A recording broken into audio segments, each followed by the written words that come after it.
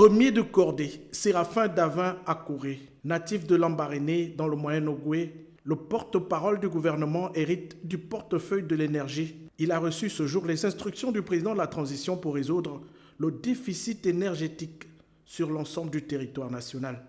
Marc Doumba, 37 ans, c'est lui. Le successeur du ministre Maïs Mouissi à l'économie est diplômé de prestigieuses universités américaines et britanniques.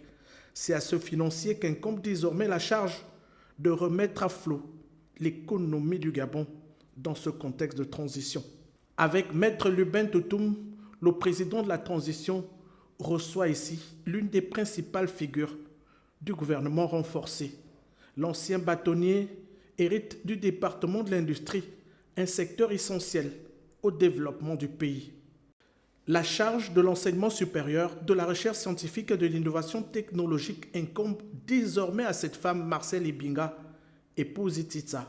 Aujourd'hui, au pied du mur de ses compétences et de son expérience. Comme l'ensemble des promus, Patrick Barbera Isaac, le nouveau ministre de la Jeunesse et des Sports, a reçu des instructions fermes du président de la transition pour mener à bien sa mission au service des jeunes et du sport national.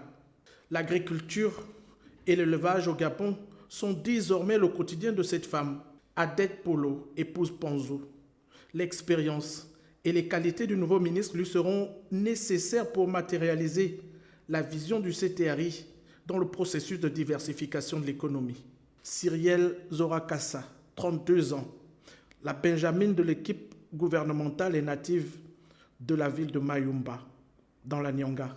Elle a la charge de la pêche et de la mer. L'ancienne directrice de la coopération internationale à l'Agence nationale des bourses devra désormais promouvoir la gestion durable des ressources maritimes et maximiser le potentiel de ce secteur vital pour la diversification de l'économie.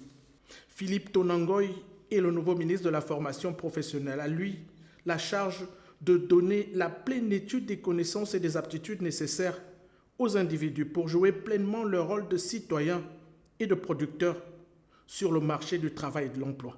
La femme et la protection de l'enfance constituent désormais le domaine d'action de cette dame.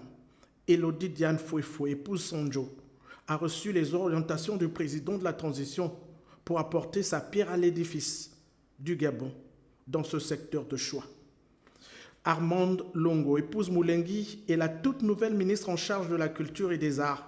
Son rôle est essentiel dans la valorisation et la préservation de la culture, du patrimoine et des traditions dans notre pays, le Gabon.